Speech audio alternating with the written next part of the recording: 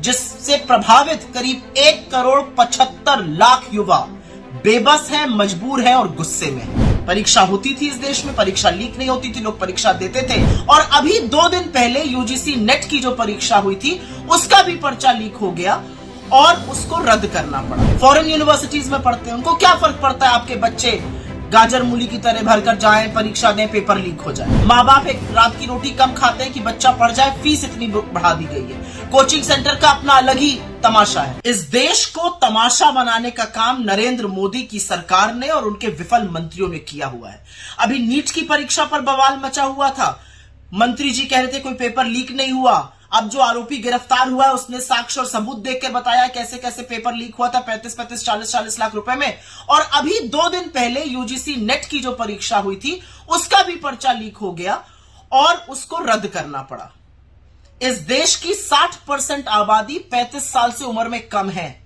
ये सारी चीजें युवाओं के साथ एक भद्दा मजाक, खिलवाड़ है उनके भविष्य पर एक बहुत बड़ा प्रश्न चिन्ह लगाता है।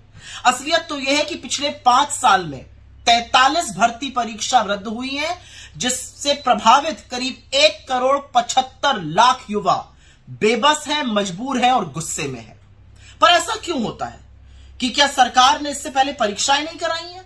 परीक्षा होती थी इस देश में, परीक्षा लीक नहीं होती थी, लोग परीक्षा देते थे, किसी का सिलेक्शन होता था, किसी का नहीं होता था, नौकरियां भर दी जाती थी। लोग बेरोजगार हैं और उसके बाद जब परीक्षा देने जाते हैं तो परीक्षा लीक हो जाती है। असल में मोदी जी के और उनके मंत्रियों को कोई फर्क ही नहीं पड़ता। उनके बच्चे बड़े बड़े फॉरेन यूनिवर्सिटीज में पढ़ते हैं, उनको क्या फर्क पड़ता है आपके बच्चे गाजर मूली की तरह भरकर जाएं, परीक्षा दें, पेपर लीक हो जाए। कभी इन लोगों ने सोचा है कि इस पेपर लीक का लोगों की मनोस्थिति पर क्या फर्क पड़ता है? बच्चे दिन रात मेहनत करते हैं, सुबह 4-4, 3-3, 4-4 बजे उठकर मेहनत करते हैं, पूरी रात पढ़ते हैं, न खाने का न पीने का कोई हवाला नहीं है, दिन भर पढ़ते हैं। माँ बाप एक रात की रोटी कम खाते हैं कि बच्चा पढ़ जाए, फीस इतनी बढ़ा दी गई है। कोचिंग सेंटर का अपना अलग ही तमाशा है। और उसके बाद जब पढ़ लिख कर परीक्षा की बारी आती है तो पैसे देकर फिर एक बार एक निवाला कम खाकर पैसे देकर फॉर्म खरीदा जाता है। बच्चे गाजर मूली की तरह परीक्षा वाले दिन भेड़ बकरी की तरह ट्रेनों में, बसों में लद कर जाते हैं, परीक्षा देते हैं। परीक्षा अच्छी हुई बुरी हुई वो एक तरफ है, लेकिन फिर पता चलता है पेपर लीक हो गया।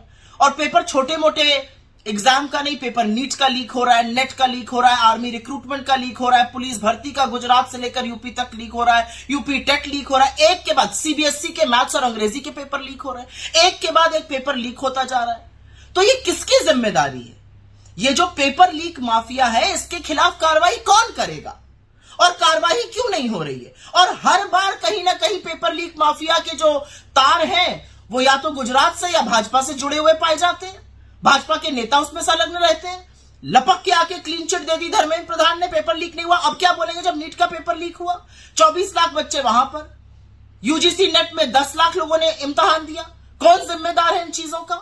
तो असलियत यह है कि पूरी तरह से उदासीन, पूरी तरह से अकर्मण्य और सरकार की विफलता का जो सबसे बड़ा दंश है, जो सबसे बड़ा दर्द है, वो इस देश के युवा को झेलना पड़ रहा है।